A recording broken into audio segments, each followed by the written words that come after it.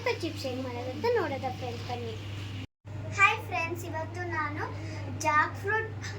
Jack fruit chips ಮಾಡ್ತಿದ್ದೀನಿ ಅಂತ ತೋರಿಸ್ತೀನಿ, ಬನ್ನಿ. ಫಸ್ಟು ನಾವು ಜಾಕ್ ಫ್ರೂಟ್ನ ತೊಗೊಂಡು ಕಟ್ ಮಾಡ್ಕೊಳ್ಬೇಕು ಈ ರೀತಿ ಫ್ರೆಂಚ್ ಫ್ರೈಸ್ ಥರ. ಮತ್ತು ಒಂದು ತಪ್ಪಲೆ ತೊಗೊಂಡು ಸ್ವಲ್ಪ ಎಣ್ಣೆ ಹಾಕ್ಕೊಳ್ಬೇಕು. ಆಮೇಲೆ ಸ್ವಲ್ಪನೇ ಹಾಕಬೇಕು.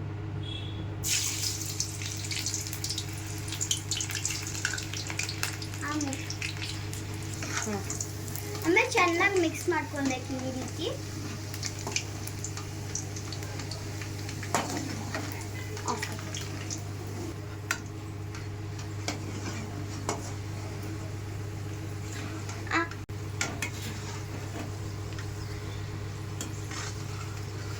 ಆಮೇಲೆ ಚೆನ್ನಾಗಿ ಮಿಕ್ಸ್ ಮಾಡ್ಕೊಳ್ಬೇಕು.